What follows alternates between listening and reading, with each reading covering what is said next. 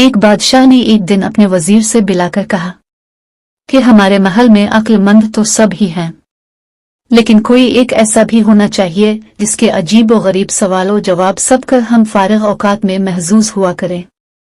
वजीर ने बादशाह सलामत की हुक्म की तामील करते हुए एक बेवकूफ महल में तैनात किया और बाकायदा उसकी ताजपोशी की गई, और वो खौफ सभी दरबारियों और बादशाह सलामत का दिल खुश किए रखता था। खैर, वक्त गुजरता गया और एक दिन बादशाह सख्त बीमार हो गया। जब तबीबों और हकीमों ने जवाब दे दिया तो बादशाह ने अपने आखिरी वक्त की तकलीफ और परेशानी दूर करने के लिए बेवकूफ को तलब किया और उससे कहा कि आज तुम सवाल करो और हम जवाब देंगे। बेवकूफ ने पहला सवाल किया, जनाब बादशाह सलामत आप अपनी मौत के बाद कहाँ तशरीफ ले जाएंगे? बादशाह सलामत ने जवाब दिया, अपने मालिक के पास। बेवकूफ ने दूसरा सवाल पूछा, जनाब बादशाह सलामत वहां आप कितने रोज कयाम फरमाएंगे? बादशाह सलामत मुस्कराए और कहते, हमेशा हमेशा के लिए।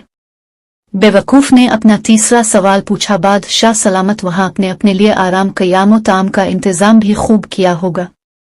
बादशाह सलामत एकदम संजीदा होगी अलिफ और जवाब दिया कि नहीं, मैंने तो कोई बंदोबस्त नहीं किया। बेवकूफ ने अपने सर से बेवकूफी का ताज उतारा और बादशाह सलामत के सर पर रखते हुए बोला, फिर मुझसे ज्यादा इस ताज के हकदार आप हैं। जहां हमेशा नहीं रहना था वहां इतनी बड़ी सल्तनत बना ली, और जहां हमेशा रहना था वहां के लिए कुछ भी इंतजाम नहीं किया।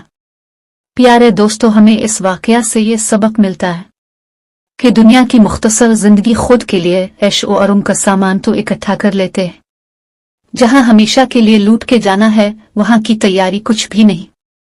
ये एक बहुत बड़ा सबक है। अल्लाह हम सबको सीधे रास्ते पे चलने की तौफीक दे, आमीन। अगर वीडियो अच्छी लगे हमारे चैनल को सब्सक्राइब और वीडियो को लाइक और अपने दोस्तों से शेयर जरूर करें।